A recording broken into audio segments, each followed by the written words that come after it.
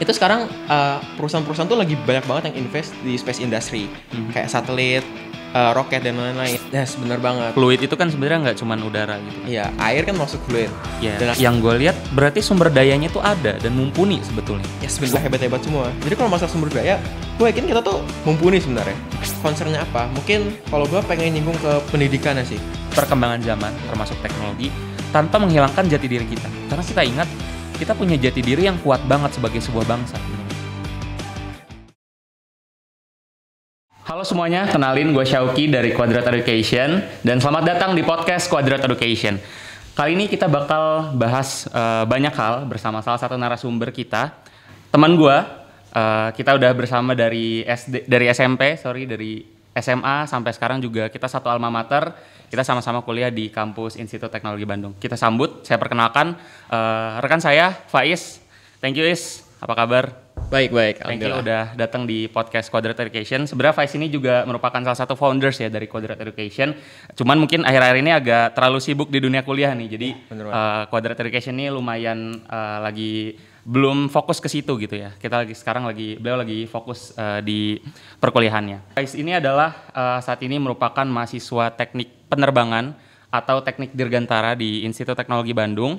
Saya di teknik tenaga listrik, Faiz di teknik dirgantara, kita sama-sama di ITB juga. Gue udah banyak tertarik sama dia ini karena kita sering ngobrol dari dulu sebetulnya. Dan mungkin boleh deh ceritain ke teman-teman semua, mungkin lo ini siapa, lahir di mana, kecilnya itu ngapain aja, dan sampai sekarang nih sebenarnya kuliah ini ngapain aja gitu, lagi ada kesibukan apa? Oke, sebelumnya kenalin, gue Faiz Dery Rahman, biasa dipanggil Dery. Gue dari Teknik Penerbangan ITB 2023. Kalau ngebahas latar belakang sama kayak Uki ya, lahir di kota yang sama kayak Uki, di Cilegon. Yoi. Kita juga kenalnya sih pas SMP. Cuma sebenarnya pas SD itu pernah ketemu kita. SD Pas OSN inget gak? Ada Adit, itu di sekolah lu dulu. Oke, ya, SD. tapi itu SD tapi gue udah lupa. Ya, boleh dilanjut. Ya, terus lanjut kita di SMP ke SMA bareng juga kita. Terus kita sama-sama pengen ke ITB pas waktu itu. Yes, kita banyak betul. banget ngobrolin rencana itu kan. Betul. ITB itu dream kampus kita banget. Ya benar, dari dulu. Oke. Nah, terus baru di kampus sekarang gue aktif di beberapa kegiatan sebenarnya. Ada di kegiatan UKM, unit kegiatan mahasiswa. Itu gue jadi ketua tim di unit namanya Aksantara. Oke. Itu unit yang fokus di pengembangan UAV. Jadi kita beneran gak cuma ngedesain tapi ngebikin dan juga nyampe UAV itu kayak drone itu bisa dipakai. Oke. Dan juga gue di kuliahan sambil kerja juga part time ngajar di salah satu lembaga di TPB.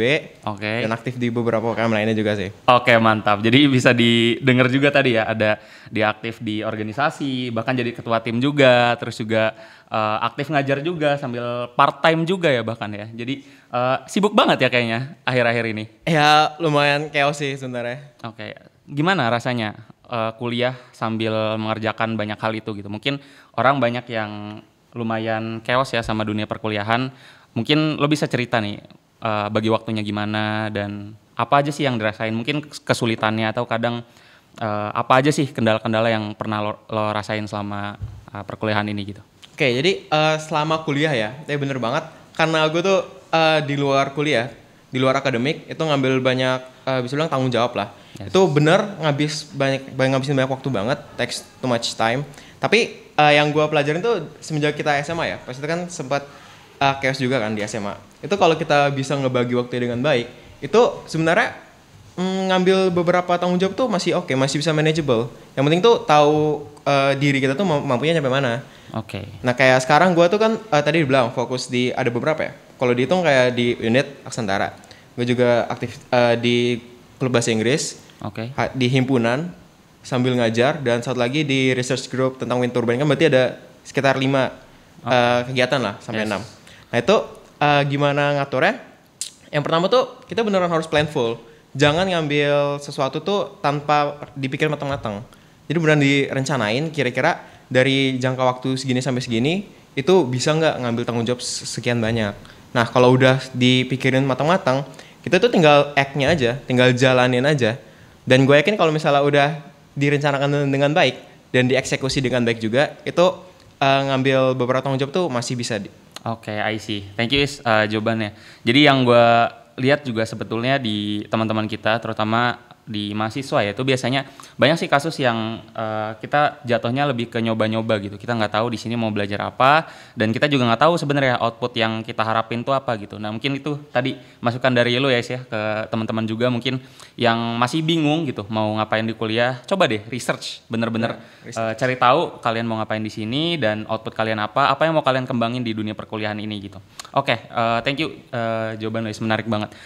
Tapi sebelum ke situ, kita bakal bahas lebih jauh tentang dunia perkuliahan lo gitu. Tapi sebelum itu gue penasaran banget sebenarnya sama latar belakang lo nih. Gue tahu kita sering cerita soal teknologi. Waktu SMA kita banyak bicara soal teknologi, banyak soal AI, teknologi penerbangan juga waktu itu sempat kita bahas waktu SMA. Biasanya teman-teman juga mungkin relate karena sering ngobrol untuk cari-cari jurusan ya. Dan dari situ kita cukup concern sama dunia engineering dan teknologi gitu. Cerita deh, sejak kapan lo punya concern sama suka sih sama hal-hal yang terkait dengan teknologi? Oke. Kalau ketertarikan dengan teknologi ya, itu sebenarnya udah cukup lama. Jadi kayak gue tuh kan dari kecil, dari SD, mungkin kayak gue ingat kelas 3, itu kan kayak udah punya HP sendiri ya. Dan gue tuh inget banget, gue gak tahu gimana, tapi isi search Instagram gue, itu tuh isinya benar-benar tentang science sih, physics. Oke. Tentang Ini sejak kelas 3, kelas 4 SD. Kelas 3, kelas 4 SD. Jadi emang search Instagram gue tuh isinya kayak akun-akun yang kayak physics bla bla bla, banyak physics meme. Dan itu kayak gue tertarik sama sains tuh pas itu mulainya. Walaupun ya bocah SD mana sih yang ngerti tentang relativity, tapi betul. Muncul banyak meme general relativity, Einstein bla bla bla. Itu membuat gue tertarik di sains awalnya. Nah terus itu kayak berlanjut di SMP. Sebenarnya nggak banyak cerita di SMP sih sebenarnya. Gue masih tetap ngikutin sekedar sains. Gue juga ikut olimpiade kan. Kita kan suka matematika. Ya betul. Dulu kita ikut olimpiade juga di SMP. Kita emang suka sains. Terus paling kalau masalah teknologi sebenarnya titiknya itu pas SMA. Pas kelas 12 itu gue sama Muki baru pulang les sekitar jam 9 malaman. Kita makan di geprek kanan. Betul. Nah itu pertama kali gue lihat ChatGPT awalnya. Itu kalau nggak salah 2022 berarti ya. 122 ya. 22 kayak nggak salah. Nah di 2022 itu gue pertama lihat ChatGPT dan ingat banget gue tuh ada tugas esai. Disuruh bikin dari BK pas itu. Suruh bikin tentang kampus. Nah gue tuh pakai ChatGPT, gue lihat bisa nggak sih dia ngeakses UI pas itu. Gue cari UI, ternyata dia bisa ngeakses sampai jurusan-jurusan. Terus gue nyoba ngeakses SMA kita bisa juga. Terus kayak gue mikir, ini teknologi apa nih kok bisa otomatis kayak gini. Nah dari situ mulai ketertarikan sebenarnya. Gue juga ngomong sama lo kan dari minyak itu kan. Dan gue tahu ChatGPT itu dari Faiz dulu. Iya pas itu. Ya. Dan itu menarik sebenarnya karena bagi dulu anak-anak kita kelas 3, kelas 4 SD, gue juga punya ketertarikan yang sama gitu. Tapi mungkin kalau lo lebih ke teknologi, gue lebih ke sainsnya. Dulu itu ada channel namanya Riddler kalau nggak salah, atau Riddle gitu kalau nggak salah di YouTube. Dulu kelas 2, kelas 3 SD, gue juga ngelakuin hal yang sama gitu, out of nowhere ya kan? Ya, kita nggak tahu kan, ini tiba-tiba aja punya hobi dan history YouTube semuanya tuh isinya hal-hal yang seperti itu gitu. Dan pas gue coba tunjukin ke teman-teman SD gue waktu itu, anyway di lingkungan kita dulu, itu mungkin gue bisa bilang hampir 80-90% itu kita nggak megang HP sih. Hal-hal yang sifatnya gadget itu kayaknya kita belum sampai situ sih. Seingat gue sih SD kelas 2 ke atas, mungkin orang tua udah punya ya, tapi ya kita juga jarang megang dan biasanya tuh dibatasin, sangat-sangat dibatasi gitu. Karena banyak hal faktor gitu, ekonomi dan lain sebagainya gitu. Jadi hal yang aneh sebenarnya yang gue rasain ketika SD saat itu. Jadi teman-teman gue tuh ngerasa kayak gue nih aneh gitu. Ngapain? Terus kan biasa YouTube di SD itu kan nggak ada yang edukasi kalau nggak salah di Indonesia tuh. Jarang banget. Adanya itu di Inggris. Jadi nontonnya kita pakai bahasa Inggris. Jadi bahkan di lingkungan gue dulu, karena mungkin gue dulu dari desa ya. Jadi teman-teman gue ngerasa kayak ini lo nonton apaan Ki? Ini lo nonton bahasa Inggris, dan yang dibahas pun hal-hal yang semacam, tahu nggak sih di dunia bawah laut itu banyak hewan-hewan yang kalian tuh nggak tahu sama sekali itu tuh apa gitu, nggak pernah ada di pelajaran di kelas dan lain-lain gitu, dan bahkan belum terdiscovery pada saat itu juga gitu. Itu sebenarnya agak aneh gitu, tapi ya itu jadi salah satu poin yang menarik mungkin ya dari lo juga kenapa bisa suka teknologi, dan mungkin itu yang membuat diri lo saat ini juga ya, passionnya itu mulai terbentuk dari itu ya mungkin ya. Ya bener banget. Oke. Bicara soal teknologi, gue penasaran sebenarnya. Teknologi kan sebenarnya luas banget. Dan lo memilih untuk ambil satu jurusan yang menurut gue jurusan ini cukup future proof lah. Future proof. Artinya di masa depan nih benar-benar terjamin sih menurut gue. Yaitu teknik penerbangan. Kalau mungkin teman-teman semua belum familiar ya, teknik penerbangan itu seingat gue lingkupnya luas. Dia bisa bikin pesawat terbang yang besar itu, bisa juga bikin UAV, dan juga bisa ke hal lain. Bahkan mungkin gue juga tahu keilmuan ini tuh bisa membuka jalan kita menuju ke space exploration gitu. Yeah. Nah dari berbagai macam teknologi yang mungkin bisa dipilih ya, lo bisa pilih teknik sipil, bisa milih teknik mesin, yang sebenarnya itu juga teknologi. Kenapa lo pilih teknik penerbangan? Oke, kalau alasan kenapa gue pilih teknik penerbangan ya, sebenarnya ada beberapa faktor nih. Mungkin kalau bicara dari eksternal dulu itu kayak gue sempet, kan kita pas SMA tuh sempet bingung kan, anak SMA sekarang ya, mungkin dari dulu juga, itu kalau ditanya mau jadi apa, itu pasti kebanyakan tuh masih bingung dan masih menerka-nerka banget kan. Yes. Sama halnya kayak kita juga, walaupun kayak sekarang kita kelihatan kayak udah terarah gini kan, lo pengen ke EP, pengen ke Betul. power dan energi terbarukan dan lain-lain, gue pengen ke penerbangan, ke drone, UAV. Tapi dulu tuh juga kita sempat struggle buat nyari tahu hal kayak gitu kan. Iya. Nah dari situ ketika gue lagi bingung, gue coba nyari-nyari dan gue tuh dapat bahwa engineering tuh salah satu potensi lah.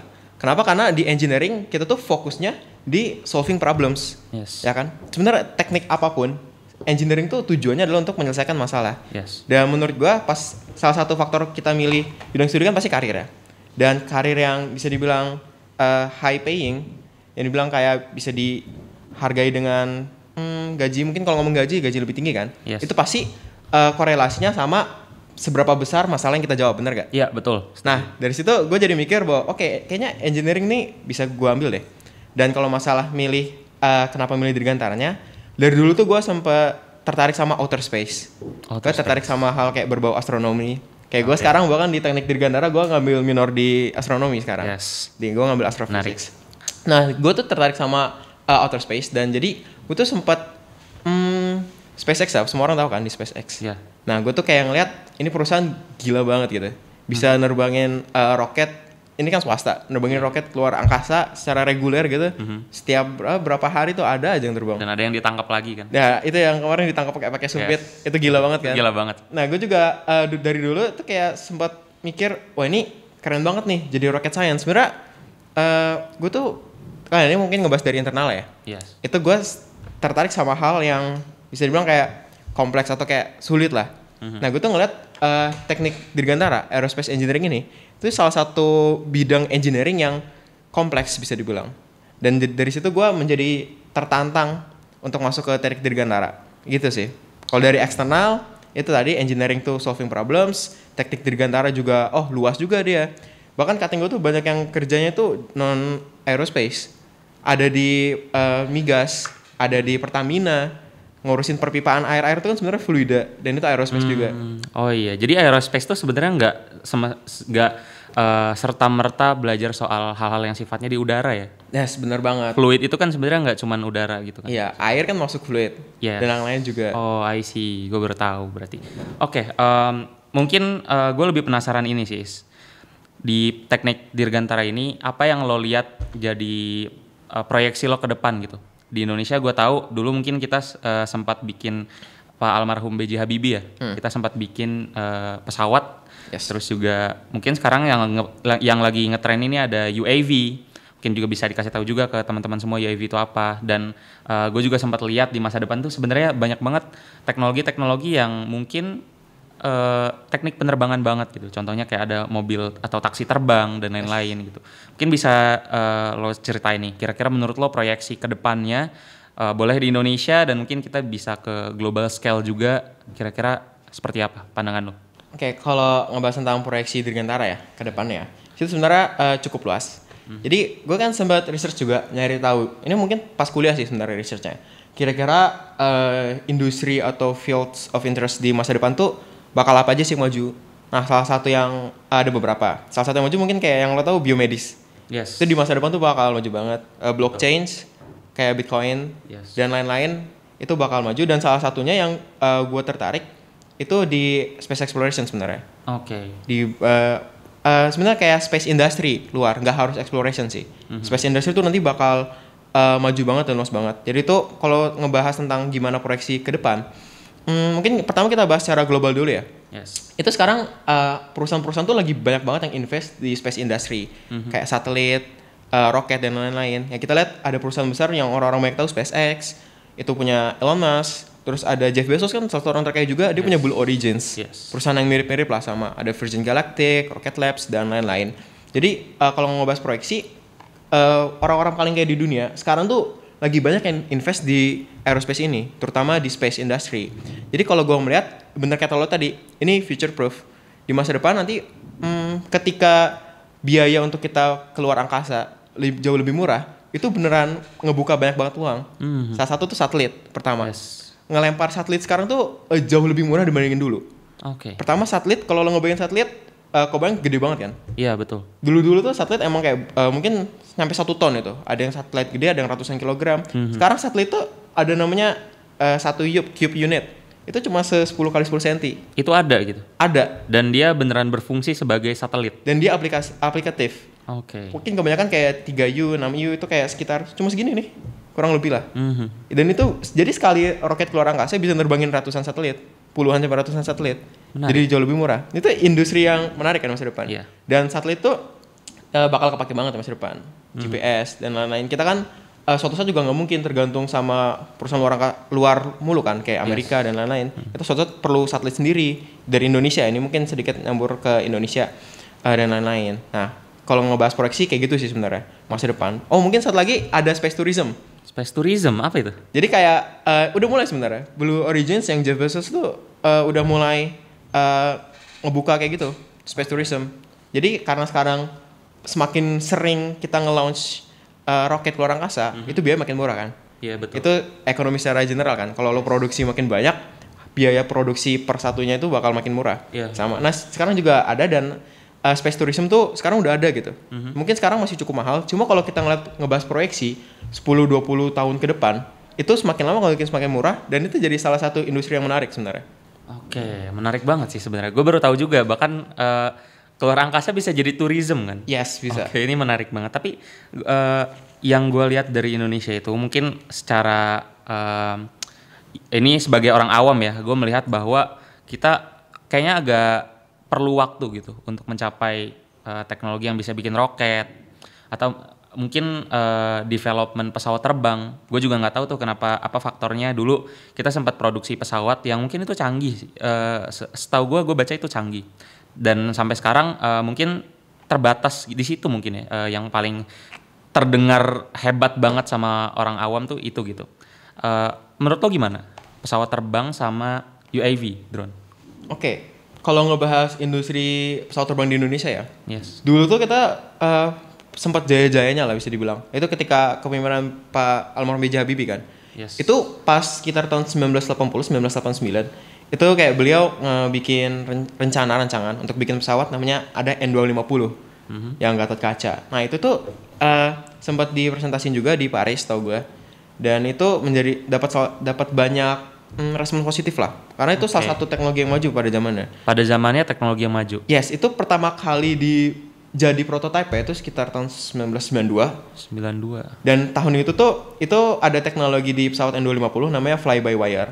Jadi pesawat itu dikendalikan nggak sepenuhnya dari pilot. Jadi ada dibilang kayak semacam sistem kendalinya yang ngebaca kondisi pesawatnya lah, lagi di mana, beloknya semana segala macam, jadi bisa dikontrol. Dan itu tuh pesawat N250 tuh jadi salah satu pesawat di dunia yang pakai fly by wire teknologi itu. Kalau nggak salah kayak ke-3 apa ke-4 gitu. Tapi ini pesawat terbang buat transport kan ya? Yes, bisa buat kargo, bisa buat transport. N250 itu artinya N-nya Nusantara, 2-nya tuh twin jet kiri kanan. Twin engine, sorry. 50 itu 50 passengers, jadi bisa muat 50 orang.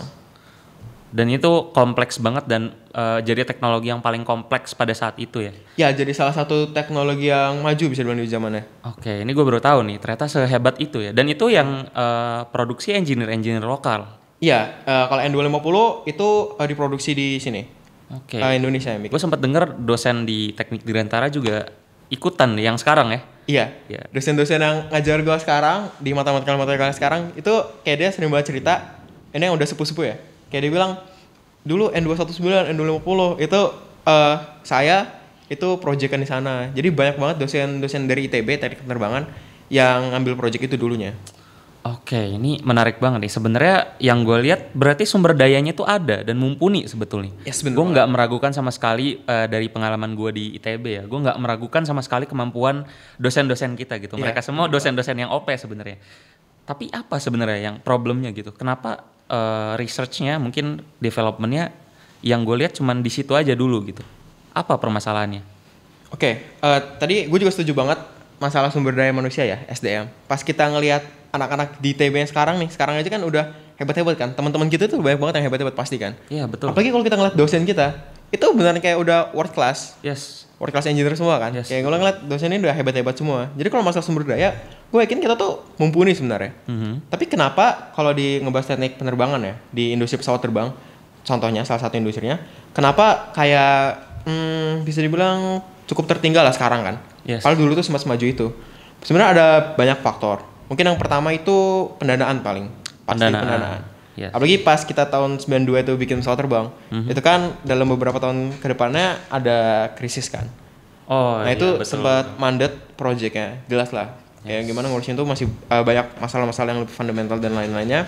Okay. Dan dari semenjak saat itu emang sebenarnya PTDI yang ngebuat pesawat N250-nya itu tetap ngeproduksi pesawat. Banyak kolaborasi sih sebenarnya sama mungkin negara-negara lain, airline kayak industri pesawat terbang di luar negeri lah, banyak lah sama negara-negara maju. Nah, tapi lagi-lagi walaupun sumber dayanya banyak, salah satu faktor utama kayaknya pendanaan sih. Kita kurang banget investment di situ. Kalau kita ngelihat berpatok ke luar negeri ya, ke negara-negara maju ya, itu investment di bidang teknologi itu gila-gilaan. Iya. Gak cuma di dirgantara penerbangan, aerospace gila banget. Research and development tuh salah satu hal yang benar-benar difokusin di luar negeri. Yes, di teknologi apapun kan sebenarnya. Iya, betul. Dan kita tuh masih banyak kurang. Lihat dari mana? Coba lihat perusahaan deh. Iya. Perusahaan-perusahaan di Indonesia ini ada apa aja yang di bidang teknologi. Kalau kayak di luar negeri ada Nvidia, kayak bikin kayak chip-chip segala macam, bikin GPU dan lain-lain hal. Di Indonesia ada nggak? Mungkin terbatas bisa kita bilang ya. Iya. Sama juga di dirgantara, di penerbangan. Kalau kita ngeliat di luar negeri, perusahaan tuh banyak banget. Roket misalnya, dari pesawat kan ada Boeing sama Airbus misalnya di luar negeri.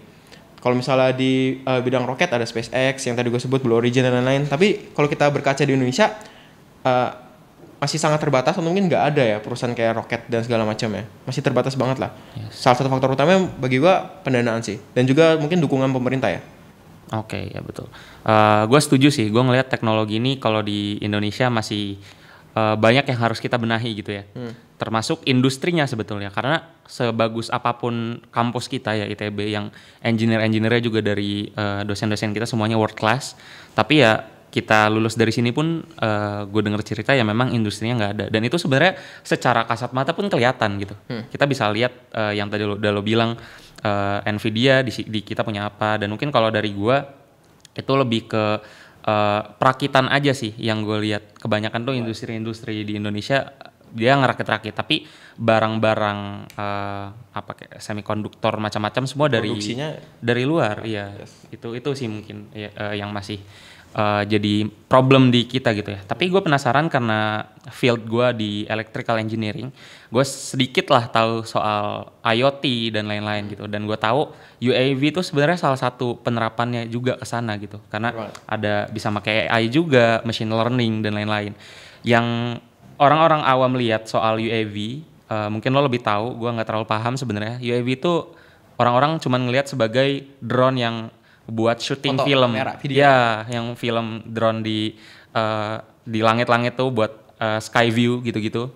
Tapi sebenarnya yang gue bayangin banyak banget penerapannya dari UAV ini. Yes. Apa pandangan lo? Banyak banget. Kayak gue sering cerita juga sama lo kan. Yes. Karena gue tuh di unit tadi yang Aksantara yang bikin UAV, itu kita banyak ngebikin UAV di berbagai aplikasi engineering ya sebenarnya. Luas banget. Dan gue sering cerita kalau juga aplikasinya itu bisa di banyak hal UAV ini.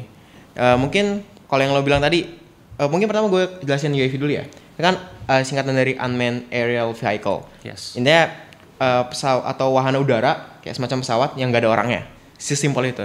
Mungkin kalau bahasanya sering dibilang kayak drone. Cuma drone kan yang sering kebayang sama orang kan kayak kecil buat video gitu kan. Foto-fotoan gitu. Ya sebenarnya UAV luas banget. Bisa dari masa beratnya yang kayak kecil gitu nggak nyampe sekilo, nyampe puluhan ratusan kilo tuh ada juga. Dan aplikasi tuh banyak banget ya. Yang dibilang dari kamera itu kan bisa buat monitoring. Monitoringnya luas sebenarnya. Bisa di hutan. Kalau kita ngebahas isu terkini kan sekarang di Amerika, di Los Angeles itu kan lagi kebakaran kan. Yes, deforestasi itu. Yes, deforestasi, masalah kebakaran di Kalimantan kalau kita ngebahas di Indonesia itu kan hal yang penting banget. Dan itu sebenarnya kita bisa aplikasi UAV di situ.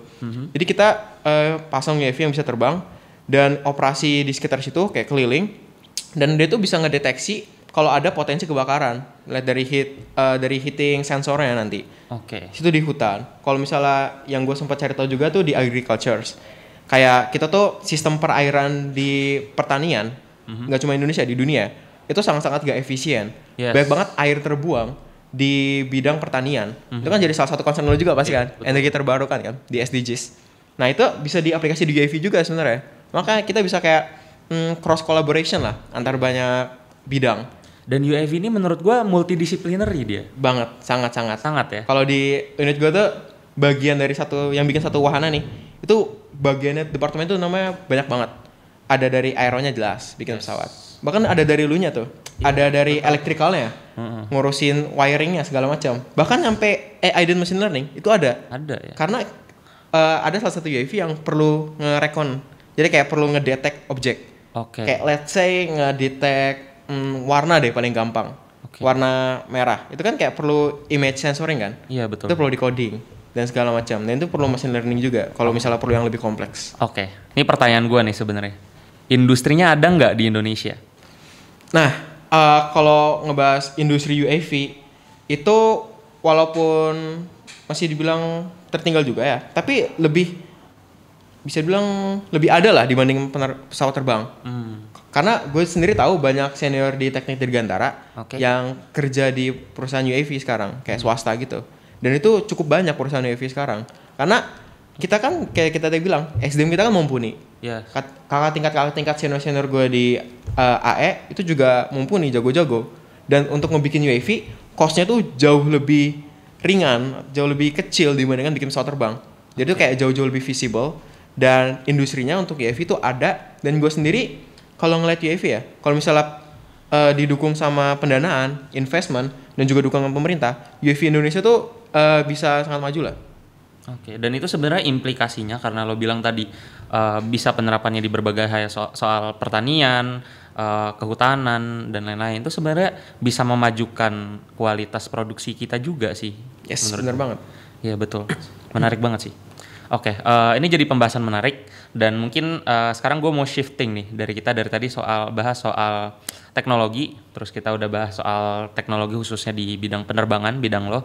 Mungkin kita akan sedikit shifting ke Indonesia gitu. Indonesia tadi kita udah diskusin dikit-dikit bahwasanya kita masih ada banyak PR soal perkembangan teknologi gini gitu. Dan menurut lo apa sih yang bisa dilakuin? Mulai dari kita dulu deh, karena kita nggak ada industrinya. Majority teknologi itu nggak ada industrinya di Indonesia gitu. Sebagai anak muda, apa sih pandangan lo? Apa yang bisa kita lakuin? Dan mungkin kalau lo ada ide untuk pemerintah juga bisa disampaikan juga gitu. Kalau ngebahas kita nih sebagai pemuda, gimana kayak kita ngehadapi, kalau gue bilang tantangan-tantangan di masa depan gitu lah. Kita sebagai engineer nih misalnya. Sebenarnya ada beberapa hal yang bisa kita lakuin. Kalau dari gue, pertama betul banget industri di Indonesia, apalagi di bidang gue, aerospace, itu cukup terbatas. Space exploration kurang, space industry, UAV juga, pesawat terbang apalagi, dan lain-lain. Jadi kalau dari gue, pertama kan kita harus berkaca dong ke negara yang industrinya maju. Gimana mereka bisa maju gitu? Kita harus ngelihat dari sana kan, mau gak mau kan. Nah kalau dari gue, pertama kita tuh bisa coba memahami lah gimana industri di Amerika, industri di China, mungkin kalau bisa di Rusia itu bisa maju. Mungkin gak cuma di Dirgantara ya, di industri lo juga mungkin relate juga ya. Iya betul. Nah mungkin kita bisa kayak ibaratnya ngelihat lah gimana mereka tuh bisa sukses di sana. Dan kalau bisa nanti berusaha untuk aplikasiin di sini. Karena itu jadi salah satu concern gue juga. Ketika gue nge-apply, gue kan alhamdulillah jadi award di beasiswa unggulan. Yang salah satu topik yang gue bawain tuh adalah kayak gitu. kayak gue ngelihat space industry di Indonesia tuh kurang. Terutama pas itu gue ngomongin tentang satelit. Nah, kita tuh dan salah satu rencana gue adalah kayak kita belajar karena industri kita tuh susah bro, ya kan? Iya betul. Lo tuh Indonesia perlu bisa bilang kayak ilmu yang tinggi lah. Gue juga ilmu yang kompleks banget. Yang pertama tuh stepnya kita perlu belajar serius lah. Kita perlu dapat ilmu sebanyak-banyaknya. Kalau udah rencana gue sendiri pengen ngeliat cari patokan negara-negara lain yang maju. Oke, itu jadi poin yang menarik.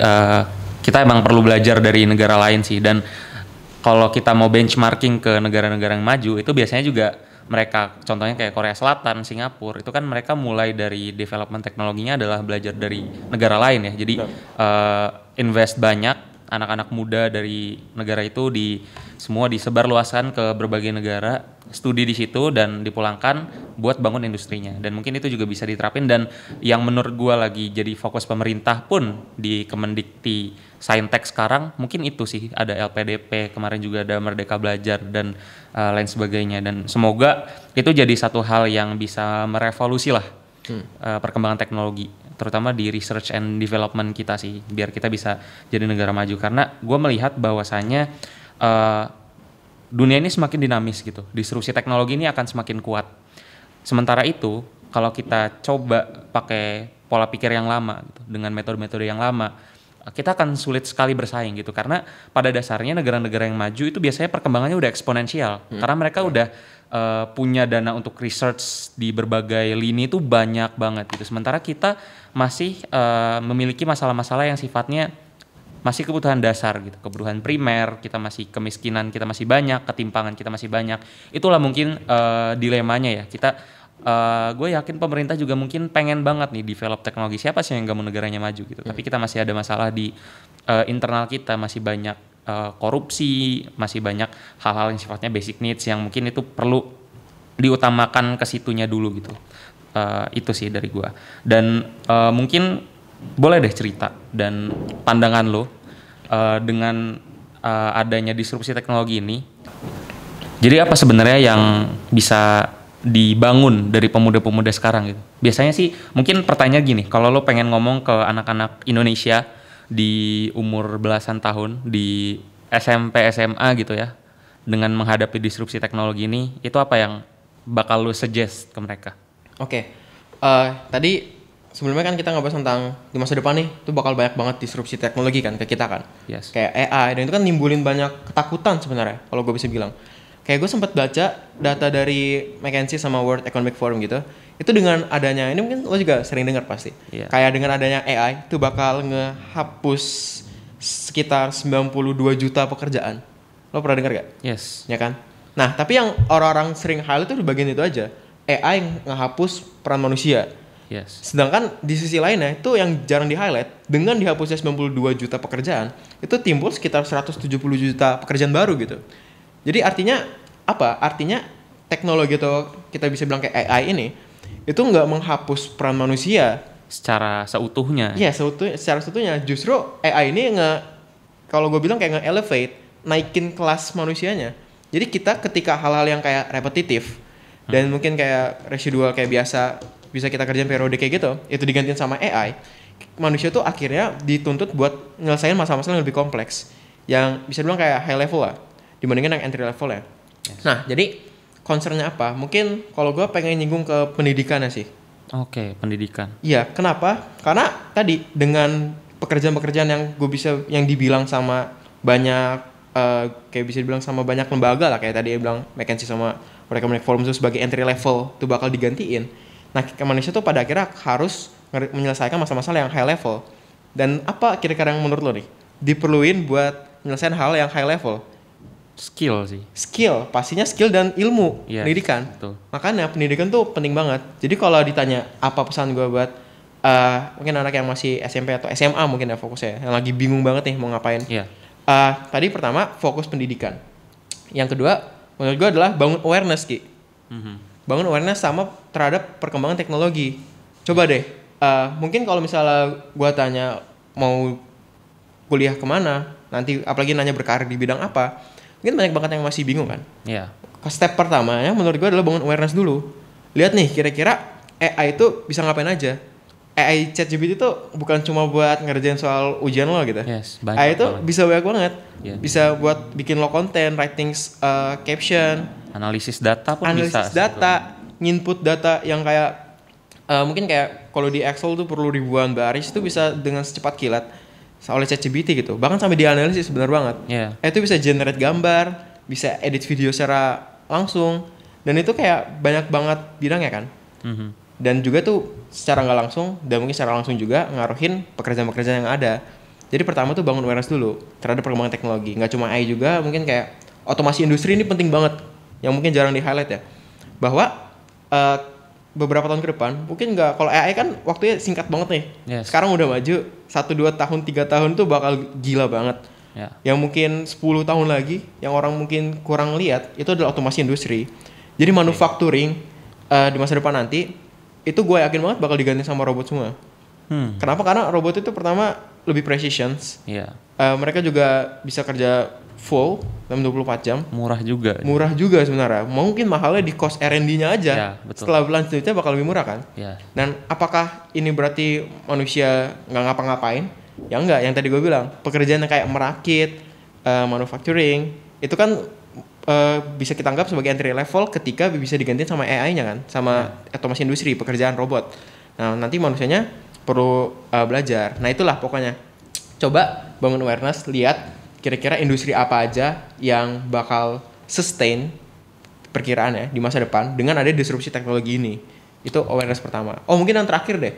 Yang setuju banget yang lo sempat bilang, itu kita perlu ningkatin value kan, ningkatin skill. Nanti di masa depan teknologi kan beneran rapidly changing, dynamic banget di dunia ini. Betul. Yang kita perluin itu apa? Ya resilience sama sikap adaptif. Jadi kita tuh perlu punya basicnya lah, basic skillnya, kayak critical thinking, problem solving, dan kreativitas. Menurut gue 3 itu sih yang perlu banget kita tonjolin masa depan.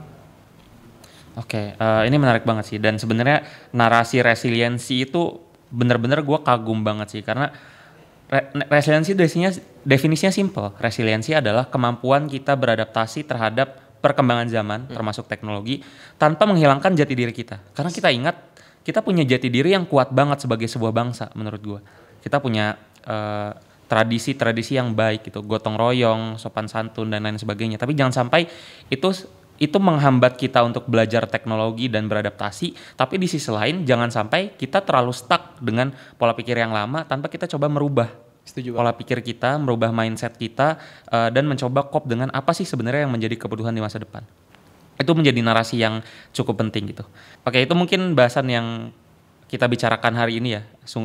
Dalam banget sebetulnya.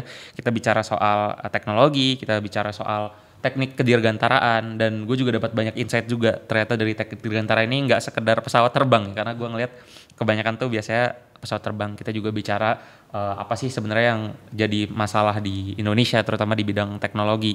Dan sebetulnya masih banyak permasalahan-permasalahan yang lain bisa digali. Dan mungkin kalau teman-teman suka ya dengan pembahasan kayak gini, silakan teman-teman leave komen di bawah atau banyakin like-nya, karena itu bakal jadi motivasi juga buat kita untuk bikin konten-konten seperti ini. Karena gue percaya bahwa sebetulnya mahasiswa-mahasiswa seperti inilah yang harus kita gali gagasan-gagasan dan juga value-nya, karena yang jadi peran untuk Indonesia Emas 2045 intinya ada di pemuda-pemuda saat ini gitu, yang akan mengisi nanti tahun 2045 usia produktif. Itu tentunya adalah kita semua, dan kita punya banyak PR di negara kita, dan kalaupun kita masih belum bisa merubah negara kita, mulailah dari perubahan yang ada di diri kita sendiri gitu. Itu terima kasih banyak, thank you Is atas waktunya. Thank you juga, Ki. Insightful banget. Semoga kita bisa diskusi seperti ini lagi di lain waktu. Thank you semuanya. Thank you juga buat teman-teman semua yang udah nonton, dan sampai ketemu di episode Quadrat Education Podcast di episode selanjutnya. Terima kasih.